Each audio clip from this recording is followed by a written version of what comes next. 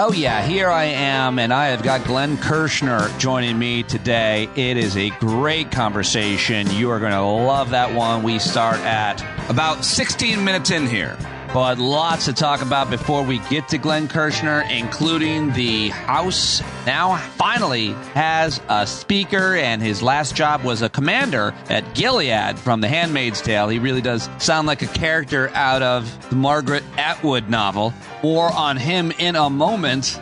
The other big news, of course, coming out of the Middle East, fuel shortages in Gaza have grown so dire in the week since Israel declared war on Hamas that UN officials there have said they might have to close some of their operations. President Biden called for more aid to Gaza. Israeli officials say the bombing campaign that has devastated parts of Gaza is not about retaliation but defense. According to the New York Times, they say that the airstrikes have targeted military infrastructure that is often built near homes and civilian institutions. Yeah. And my conversation with Michael Cohen yesterday on this issue over an hour and a half generated more responses from you than almost anything I've done in a while. And most of it, honestly, was pretty negative. I'll get into some of that, read some of those emails just before we get to my conversation with Glenn Kirschner. But keep them coming if you haven't heard that conversation. I'd love to hear from you. standupwithpete@gmail.com. But yes, indeed, after 22 days and 3 failed nominees, House Republicans elected a speaker to replace the guy who they fired, Kevin McCarthy. His name is Mike Johnson. He's from Louisiana. He was elected to Congress in 2017. He is a right-wing, Christo-fascist nationalist, if you ask me.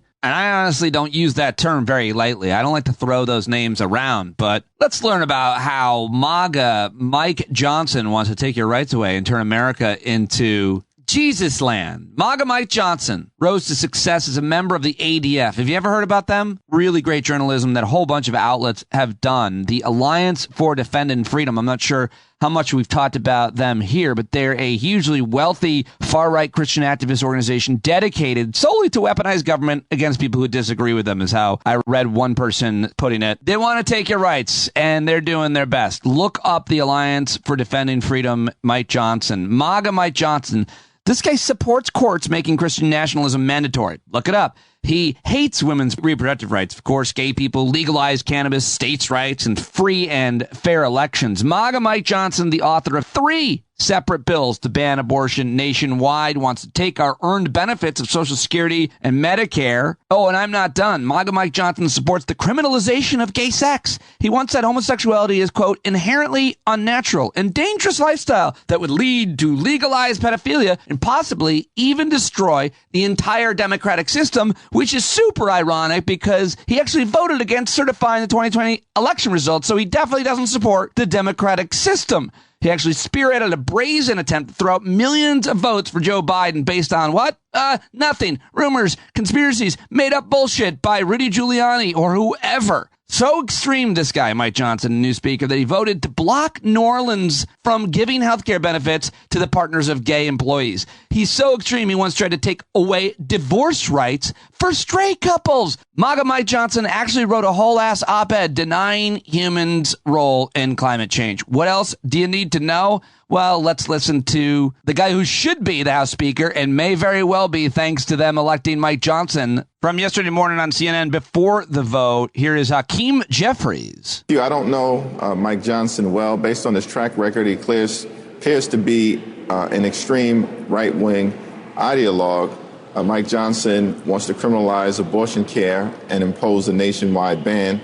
Mike Johnson was one of the chief architects of trying to overturn the results of the 2020 presidential election. Mike Johnson also wants to end Social Security and Medicare as we know it. Those are extreme views, and House Democrats will push back aggressively against that. However, at the same period of time, we've said from the very beginning of this Congress and demonstrated that we are ready, willing, and able to find common ground with our Republican colleagues in order to advance bipartisan solutions to solve problems for hardworking American taxpayers. And all Mike Johnson will need to do is to meet us in a bipartisan way in that fashion, and we'll be able to work together whenever and wherever possible. All right, there's Hakeem Jeffries yesterday morning. Now, here after the vote over on CNN, let's head over to listen to CNN anchor Dana Bash asking extremist Republican Bob Good of Virginia to react to the fact that Mike Johnson, of course, hates democracy and free and fair elections. This should go well. Before I let you go, just one other question. Speaker Johnson was a key player in trying to push a court case, which the Supreme Court ultimately did not accept, to overturn the 2020 election. He just took an oath as Speaker of the House. He is now second in line to the presidency. Do you believe that he should publicly say that Joe Biden is the legitimate president? I think that's a ridiculous question. As you know, Democrats have spent the better part of 2 decades contesting elections, objecting to electoral votes for more than 20 years. You've got a former gubernatorial candidate in Georgia who has never acknowledged that she was the right, that she truly lost the election. Hillary Clinton said the election was stolen from her. Because it's a ridiculous question. Half the country didn't have confidence in the 2020 election. That's not the question. The question is whether or not Joe Biden is the legitimate president. That's the question.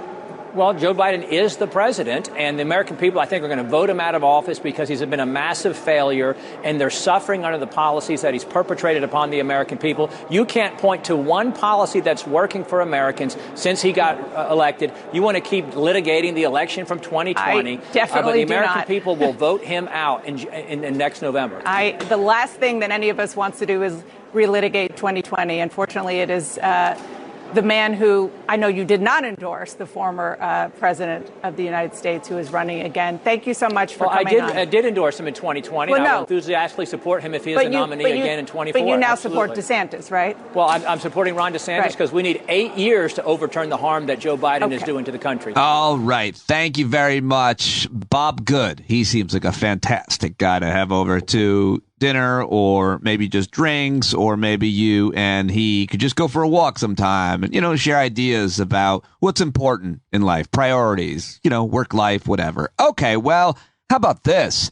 Thought this was an interesting commentary because it came from the Orange County Register, which is a conservative newspaper in a conservative district of the blue state of California. Well, they were none too happy that their 2 Republican congressmen, Young Kim and Michelle Steele, backed the speakership of Mike Johnson, a far-right fundamentalist Trump supporter who was involved in a 2020 plot to overturn the presidential election. The Orange County Register editorial in part writes, after a series of failed candidates, the GOP selected the House voted to make Mike Johnson of Louisiana the new speaker, wrote the board. Johnson is little known, but was neck deep in efforts to overturn the 2020 election. He even sent an email to House Republicans urging them to sign onto an amicus brief in a Texas lawsuit to invalidate electoral college votes from several states. None of this is new, the board noted, as Congressman Kim and Steele also both backed the failed candidacy of firebrand Jim Jordan for speaker. Time and again, wrote the board, they chose MAGA over governing.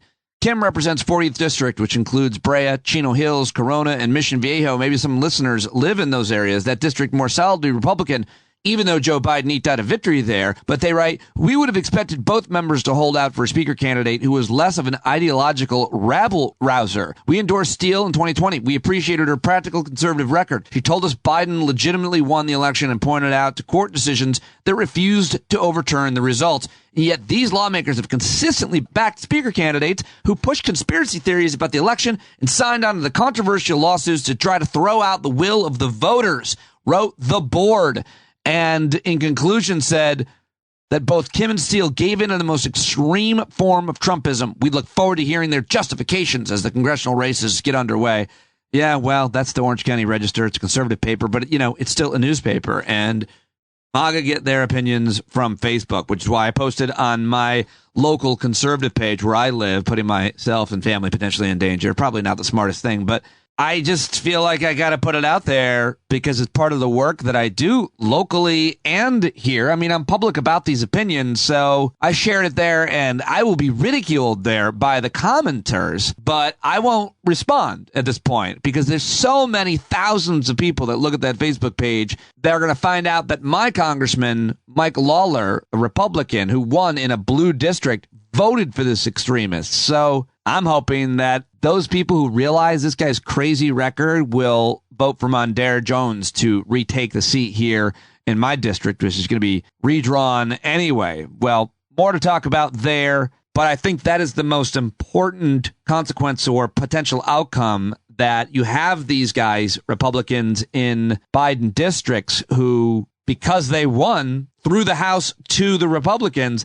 they are at real risk of losing their seats in districts like mine for voting for a guy who has the beliefs that Mike Johnson has. See, I didn't even call him a name. I'm just saying, when you don't have to call people names all the time, but you just put out what they believe. Let everybody know, here's what this guy believes. How does that sit with you? All right, well, that's all the reaction that I'll get now. Plan on getting a lot more today, throughout the day, and of course at the Hangout tonight, which I hope to see at 8 p.m. tonight. If you are a subscriber to this program, you should be getting an email through Patreon. Go to patreon.com/Pete Dominic. Sign up now. If you're not, welcome to our new subscribers this week. Daniel Shays, Travis Avery, and Susan Grana, welcome to our community. I hope that you'll stop by tonight and tell us a little bit about yourselves. Or not, you could just sit there and leave your camera off and hang out. Whatever you want to do. We always have a great time at the Stand Up with Pete Dominic Happy Hour Hangout that we've been doing since March 2020, since the pandemic started. Well, before we get to my conversation with Glenn Kirschner, which is so good, I do want to react or read several responses to my conversation with Michael Cohen on yesterday's program.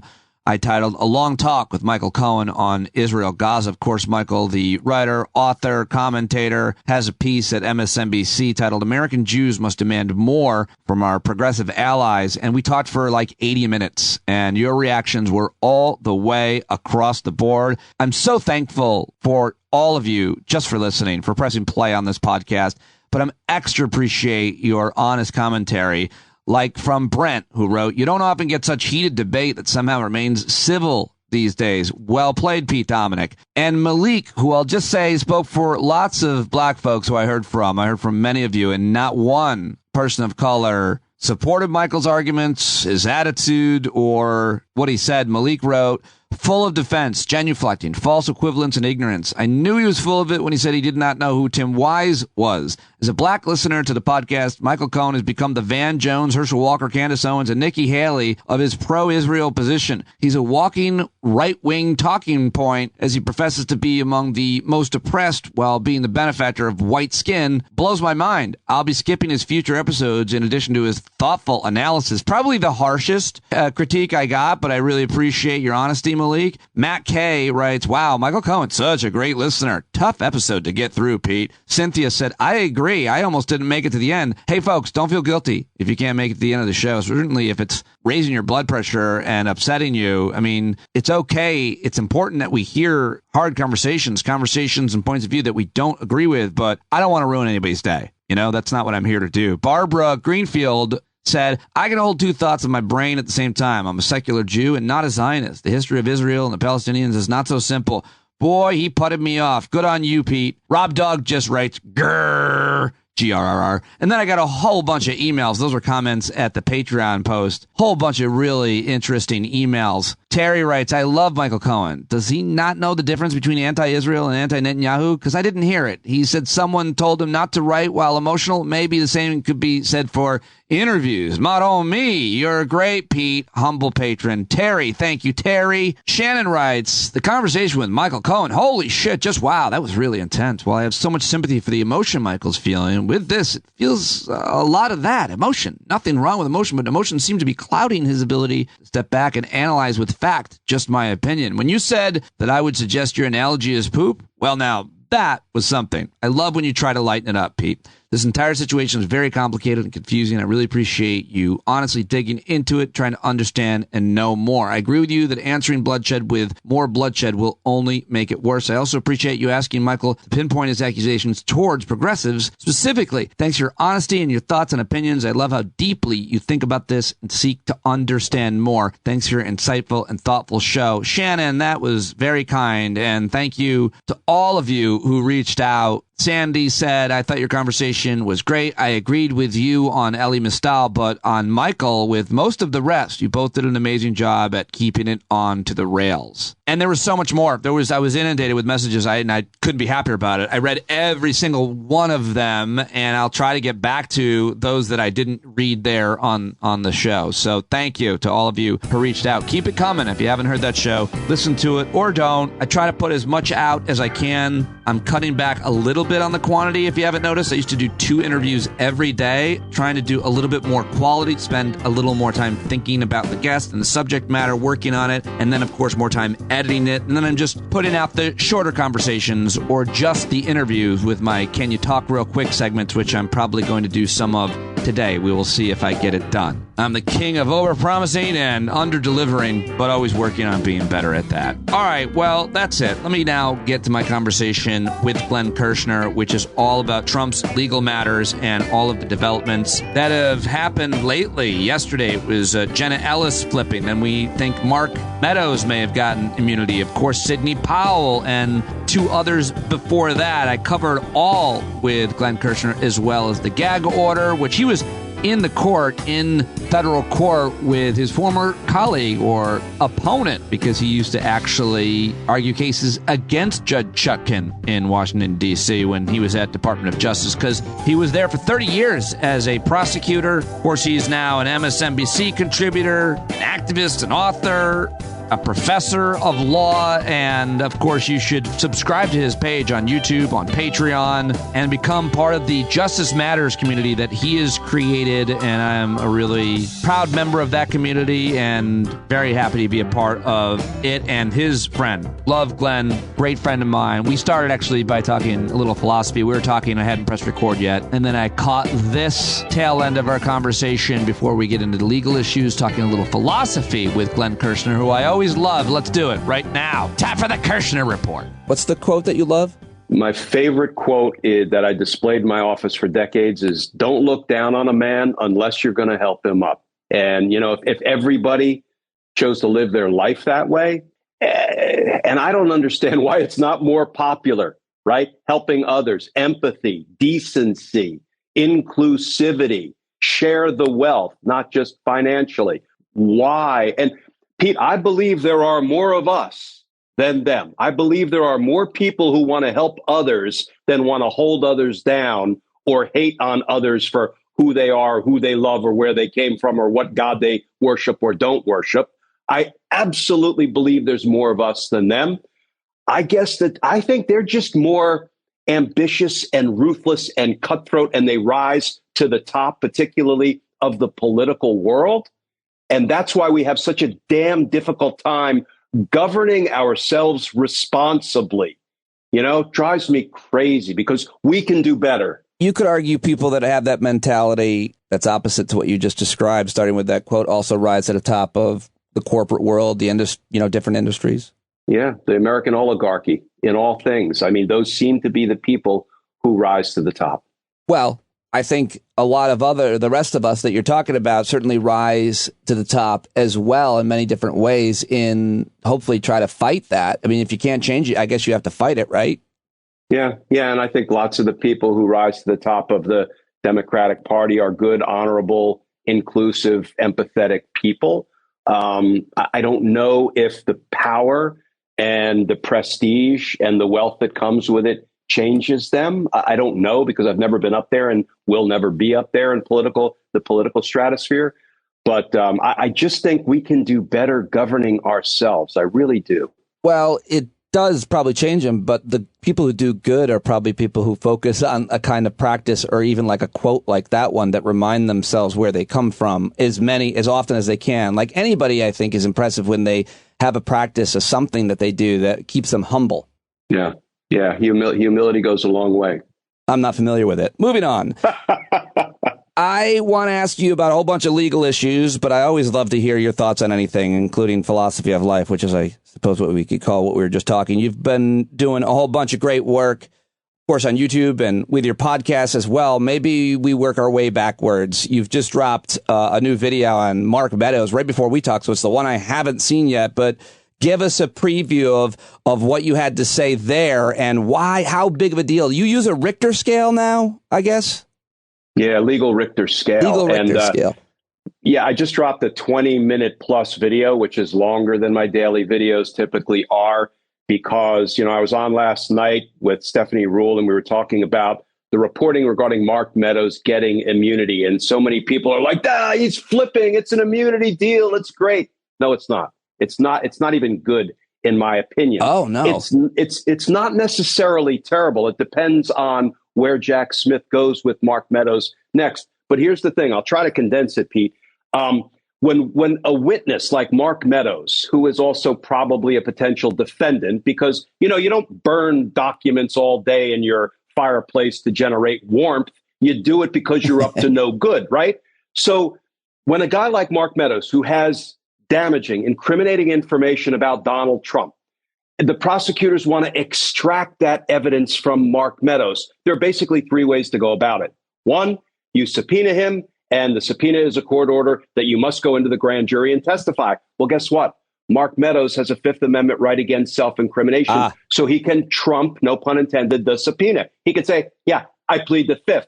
Next, well, the next thing you do with a guy like Mark Meadows is, if you have enough evidence to indict him, you indict him, you strike a guilty plea with cooperation deal, you flip him, you reduce his charges, you give him a sentencing cap, but most importantly, you have him take responsibility for his own democracy-busting crimes in concert with Donald Trump, and then you sponsor his testimony so he can testify truthfully and credibly against Donald Trump or others, which he can only do once he takes responsibility for his own crimes. That's the second way you extract evidence out of Mark Meadows. The third way is the least best way.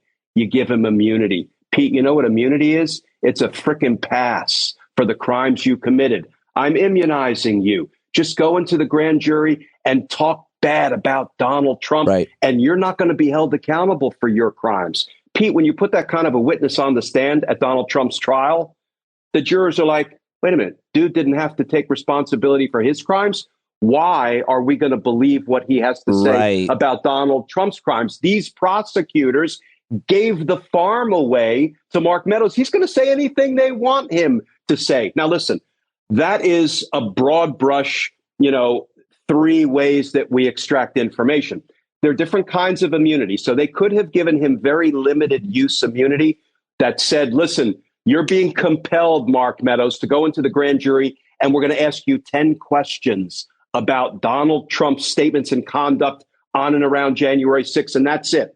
And that will preserve their ability to charge Mark Meadows in the future, potentially. But just let me end with this. Remember Oliver North, Iran-Contra, committed all kinds of crimes. He was indicted, tried, convicted, and sent to prison. But because Congress had immunized him and he had to testify and incriminate himself in a congressional hearing, his conviction got busted on appeal. It got overturned because the prosecutors couldn't show that none of his immunized testimony didn't circle back and hurt him and was used against him as part of the investigation or the trial. So immunizing somebody comes with a huge potential downside. So what I'm hearing you say is immunizing somebody does not inoculate their credibility. Their credibility is potentially more in question to the jury. But I also felt like I heard you say he didn't get immunity.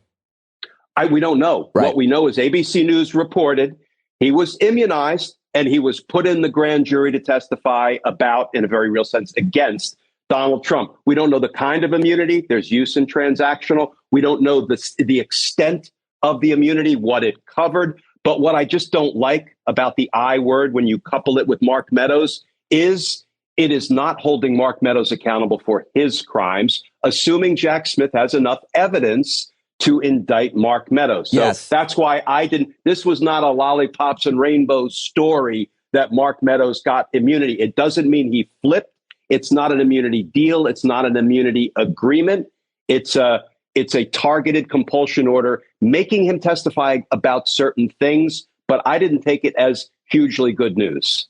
Got it. No, I think that's a really important point, and you're good to point that out. That a lot of people went to jail for this, and the architects may get off. So let's just, I guess, hold our fire on our reactions of joy over it. You everybody should go listen to that whole video that Glenn has just posted. But also, you've got new ones up about the Cheese and Jenna Ellis and Sidney Powell. And one of the words that you used so many times was corroboration. And what I want to understand is when they, quote, flip and they start talking, don't we find out, isn't this when it gets really interesting and entertaining? Because so many theories, suppositions, assumptions, including from people like you who are experts, we need to understand it could be this, it could be that. Now we find out what it actually is in terms of now we'll maybe hear audio, see emails and texts, but a lot of it might just be word of mouth too, I think. So what is the corroboration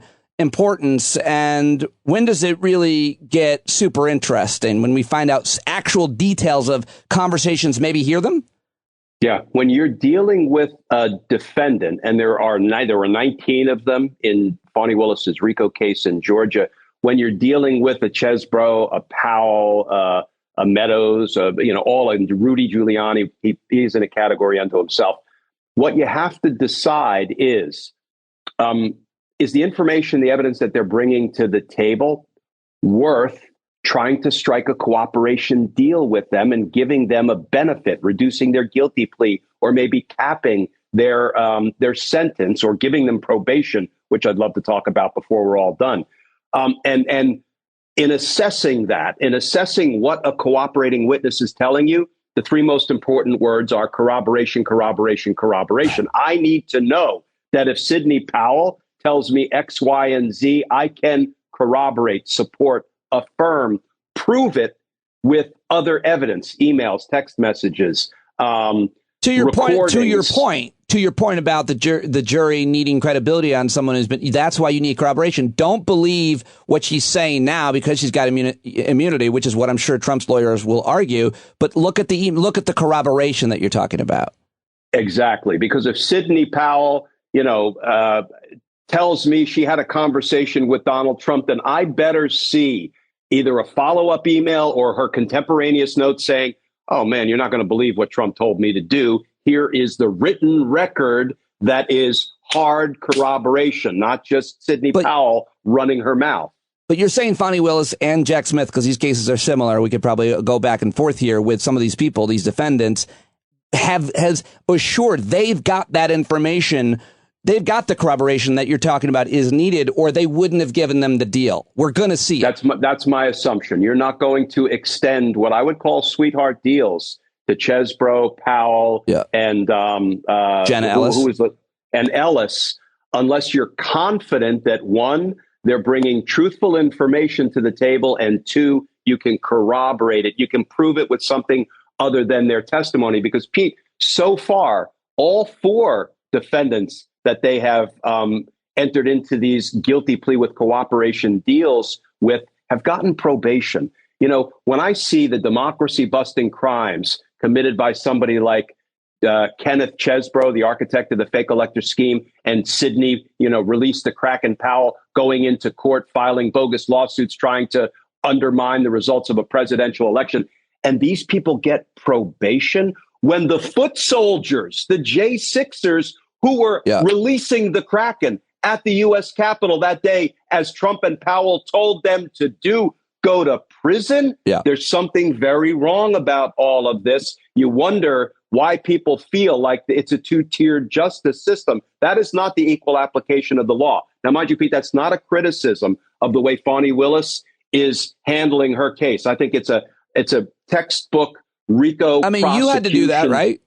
Yeah, I had to do it. And I didn't have a political angle to the cases that I handled.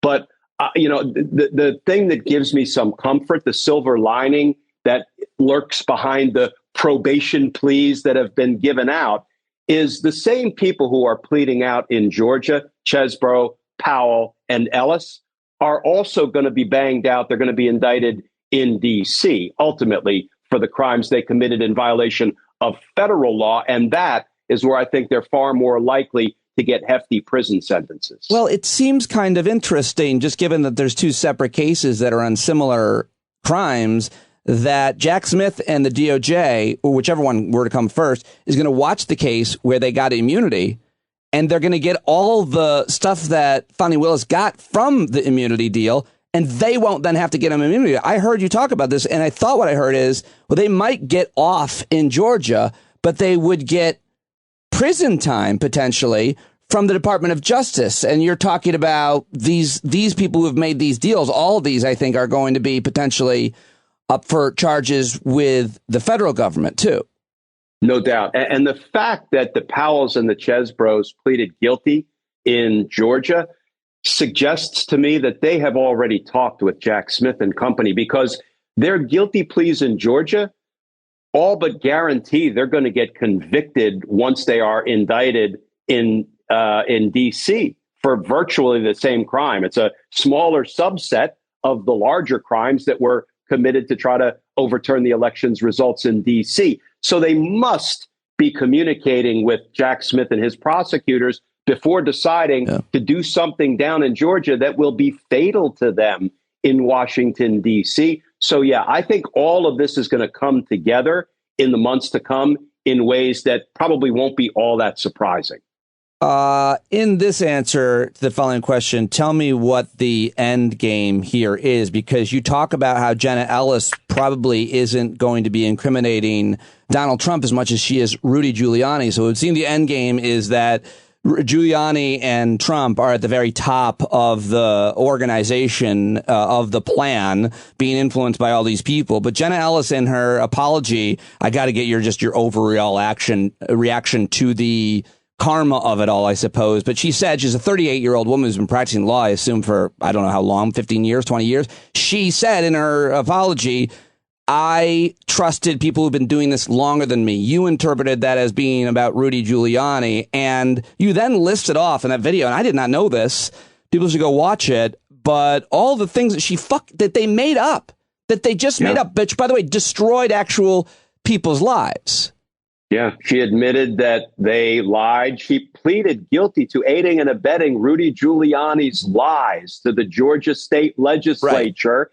Right. And she said, listen, my bad. I was the junior lawyer. I should not have believed all the lies Rudy told me and supported him in telling those lies. So basically, she was saying, Rudy, may I introduce you to the undercarriage of the bus? Right. So that's what that was about. That's what she is doing there in that moment. And that's why District Attorney Willis has really been brilliant, the way she has gone about sequencing her guilty pleas. Because think about it. The first one was this bail bondsman named Scott Hall. Why was it important to plead him guilty early?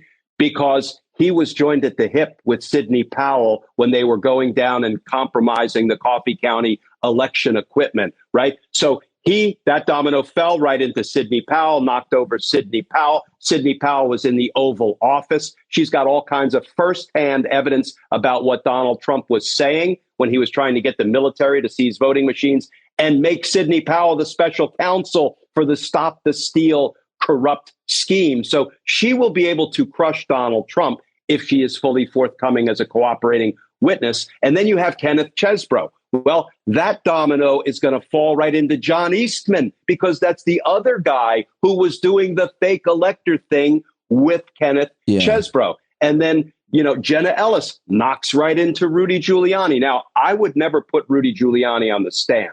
Mr. Truth is not truth. I would never ask a jury to credit anything Rudy Giuliani said. I don't care if it was corroborated, because, Rudy Giuliani is such an ugly, incredible witness that he just needs to be tried, convicted, imprisoned. So that sends a message to others. Do not try this at home. You made this really important point that I think I'm not hearing a lot of others make, which is that finally this fake elector scheme is part of the crime, part of the racketeering Georgia case. And you're saying that other states should be going after these same people, I think the same people, for the exact same crime of fake electors. And I think you mentioned the states. And tell me a little bit more about that. Pete, this is huge. I watched the guilty plea proceeding a couple of times. And when Jenna Ellis said as part of her plea under oath that Rudy and I not only lied to the Georgia legislators about non-existent voter fraud, we lied to the Arizona folks, we lied to the Michigan folks, and we lied to the Pennsylvania folks. You tell me why those other states wouldn't now be working to indict them for the same crime Jenna Ellis just admitted she committed in Georgia and in those other states together with Rudy Giuliani. So I do think there's a chance we're going to see more state indictments in the future. Well, I mean, you asked me for my opinion, which you know I'm an expert on such things. And the answer is I have no idea. But it must be a political, like, why would they do that? I mean, the politics must be at play, Republican or Democrat, who is going to be reelected as whatever the prosecutor, attorney general, or county, whoever's jurisdiction that would be. It's got to be political concern, I suppose, about their own office. Anytime you let politics intertwine with prosecutorial decisions, it's a recipe for disaster. I never did it in 30 years, but it does feel like it goes on quite a bit. What do you make? I just got to get your reaction to, obviously, you can talk politics, not only just legal cases here, to Mike Johnson, who is the new Speaker of the House. He is one of all the nominees who voted not to certify the outcome of the election, to decertify the votes, our votes, to say, no, they don't count. I don't like the winner here. Therefore, we're not going to certify the vote, even though there was no evidence of it. He is now the Speaker of the House. And what does that mean about the views of the Republican Party on democracy? They don't really care for democracy very much. And I listen, insurrectionists gonna insurrection. And we got lots of them in Congress, and we've got Donald Trump and lots of other folks who are determined to try to kill our democracy in any way they can. And they are what they are. You know, a career bank robber is a career bank robber, and you can't sit around wishing that he would stop robbing banks. You incapacitate the bank robber by holding him accountable under the law. You incapacitate insurrectionists by holding them accountable under the 14th Amendment's disqualification clause.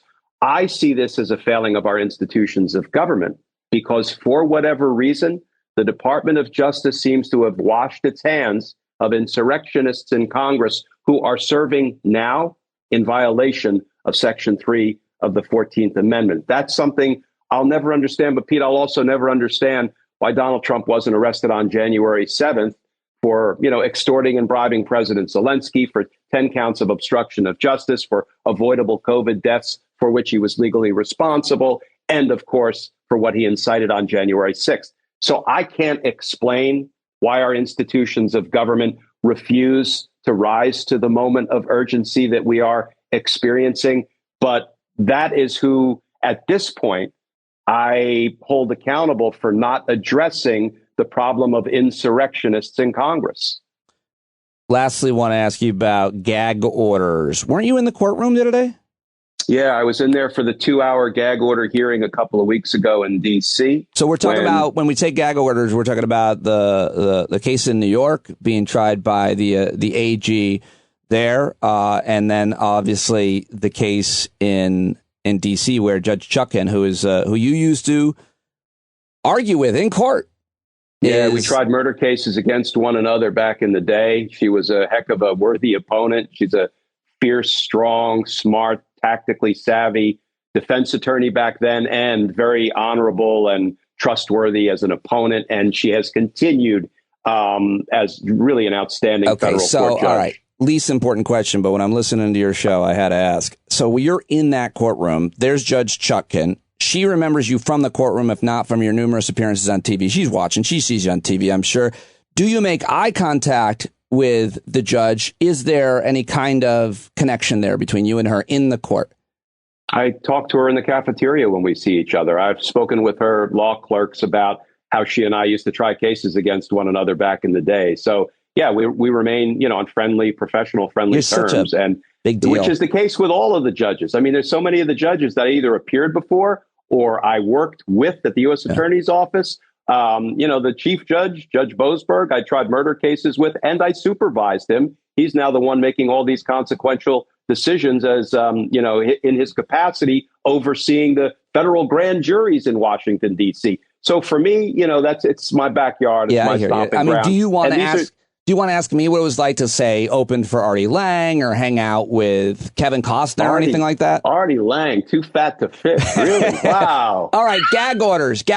What Too Fat to Fish was his book title. I'm not making light of any, but oh, that God, was his book title. I'm glad you cleared that up. Too Fat to Fish was his book title. I'm glad you cleared that up. That's funny. So why were you in court? What do you learn? And you've talked about this, obviously. It's really very important. And there's more news on it today. I think he got questioned in New York by the judge there as well. Yeah, Judge Engoron imposed a $10,000 gag order $10,000 sanction because Trump violated the gag order again by referencing his law clerk. He's determined to put that young lady in harm's way. And of course, $10,000, Trump said, hey, somebody run over to Trump Tower, rummage through the couch cushions and give the judge 10 grand. By the way, let me start grifting off my base some more because I'm on my third-rate social media platform right now. I intend to violate the gag order some more because we won't take responsibility for Trump's, dangerous rhetoric and posts. We refuse to do it. But let me go to the DC case. So I sat through the 2-hour gag order hearing, and there are two things that I think are really notable. One, when the defense attorney said, Judge, there is no gag order that you can impose on my client because he's running for president that would pass First Amendment constitutional muster. So the only solution, this is a quote, is if you push this trial date until after the 2024 presidential election, at which point Judge Chutkan became very animated.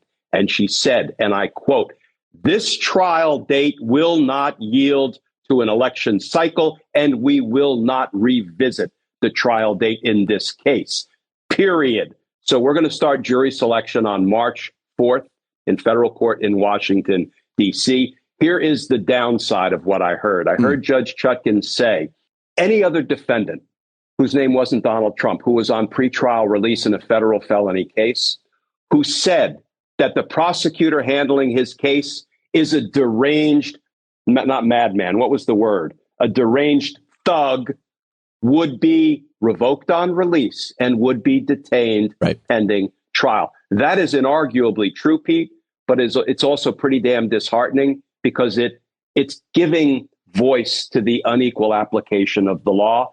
And Donald Trump should be revoked on release. He should be detained pending trial because it's an insult to the tens of thousands, if not hundreds of thousands of people across this country who are being detained pending trial as we speak. And yet they are far less dangerous to the United States of America than is Donald Trump. That's a damn shame.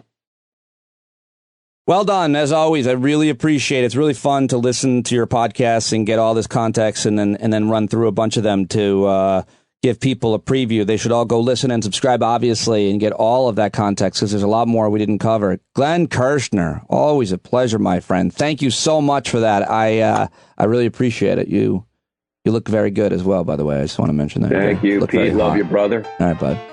All right. All right, there he goes. I had to flirt with him a little bit. I always love it that everybody sees Glenn Kirschner as a bit of a sex symbol. Yeah, I don't know. I just like to take the piss out of him. Always so great.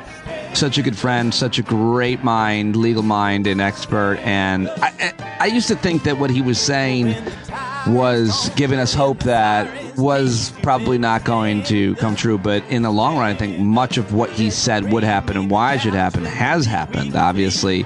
Things would be different, I suppose, if he was in charge, but if he was the Attorney General, but he's not, and we're really happy to have him on the program whenever I can. So always great. Go check him out. Go support him and Patreon and YouTube subscribe to his podcast as well. Go subscribe to his podcast. And thank you very much for listening to today's program, yesterday's program. I hope to see you at tonight's hangout, ladies and gentlemen. I cannot do this show without your support. Sign up for as little as $5. Thank you so much to so many of you who have such a long time ago. I am so grateful to be able to do this work. I think it's getting better all the time. Patreon.com/Pete Dominic. Tell your friends. Ready to review on Spotify and iTunes. Subscribe to YouTube.com/StandUpPete, where I've been posting many of the interviews. Let me know if you want me to post an interview up there specifically, and I'll try to get it up. That's it. I'm out. John Carroll writes the music for this song and for his entire career. He's a Grammy Award winner. We're very happy to have him as part of our community. Go to johncarroll.org. Support him. Take it away, brother. Get up off of your butt, down off of your fence. Even if it ain't a very friendly audience, well, they'll begin to listen when you start making sense and you stand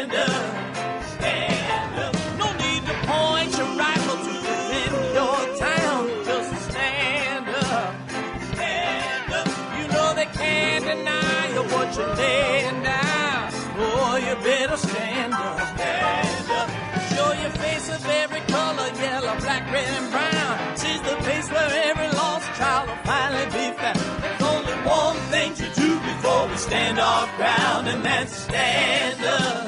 Stand up. Well, the founding fathers saw a land for all. They had to stand up. They had to stand up. They had a keen imagination for a crystal ball, drawing all the plans of a stand up. But all they had to go on was the time they were in, with other causes for laws, and since they weren't even sin, they knew that change was gonna come before the change could begin. They had to stand up. All right, they had to stand up. We got to stand up. We got to look the devil square in the eye. We gotta let him know it's his time to go, and make it clear when all we hear is a lie. Why you lying awake wondering where the money all went? It'll be the cost of freedom that'll go unspent. You can see him flee the scene of that experiment if you stand up. All right, we got to speak up. We got to reach up and raise your voice in every way you know how. Don't be toes up. You got to show up. Ain't no better time to do it but now. No need to pledge allegiance to no wanton tribe. Rise up, show obedience to the voice inside, and listen well, and it'll tell you not to run and hide. It says stand up. Stand up. Oh, got to stand